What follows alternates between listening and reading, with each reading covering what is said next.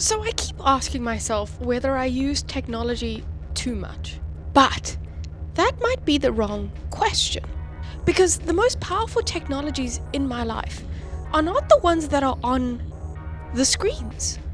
They're the ones that keep working in the background, shaping my day and your day, whether you like it or not.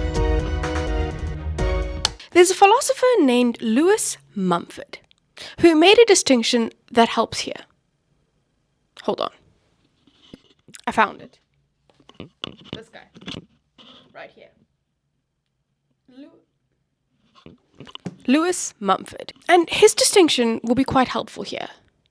He said that modern technology is not just a collection of tools. It's something bigger. Systems are made up of machines, rules, institutions, and people, all working together. So a hammer, it's a tool. You use it for a task, and then you stop. You put it back in Dad's garage. A system, it doesn't work like that. It sets the conditions that you're working inside of. And that difference, it matters more than we usually admit.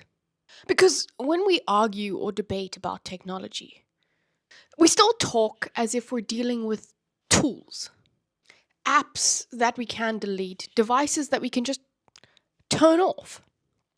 But most of the things that shape our lives these days, or the technological things, we can't actually just do that. It's not that simple. So take transport. You don't really use transport. You actually live inside road networks, traffic rules, insurance systems, navigation apps, and city planning decisions. Even if you choose not to drive, it doesn't put you outside of this system. It just changes how you move within it. Yeah, I think this is the point where I realized that we are kind of saying the same thing. I think third time in a row? That's crazy. It must be Christmas.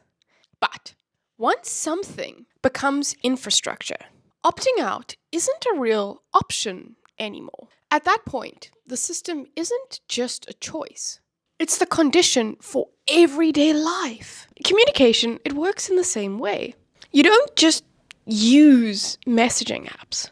You exist inside expectations about reply times, read receipts, availability, who's online or offline right now. And silence or a no response isn't neutral anymore.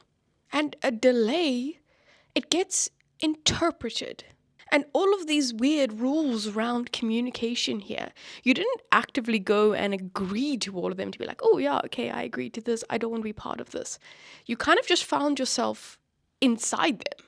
It's almost like you just inherited them when you started to communicate with humans in this technological world. And this is where we need to be precise about what we mean when we say freedom. And I'm not talking about freedom in the way of do whatever you want, because we all know that's never really been true. A more useful definition, and what we will use for this video, freedom means being able to choose between real alternatives without unreasonable cost. And once technology becomes a system, that cost, it quietly increases. So work actually shows this very clearly. You don't just use the software at work. You exist inside scheduling systems, performance metrics, audit trails, version histories, and availability norms. The system, it doesn't just support your job. It defines what doing your job properly actually means. Think about it. Zoom out a little bit. Because freedom at work isn't about liking or disliking the tools. It's about whether you have any real influence that's setting the pace and expectations.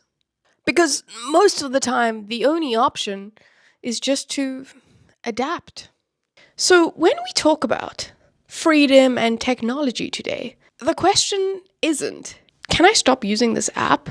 The question actually should be, what happens when stepping outside the system means stepping outside of ordinary social life. At that point, freedom doesn't disappear, but it changes shape.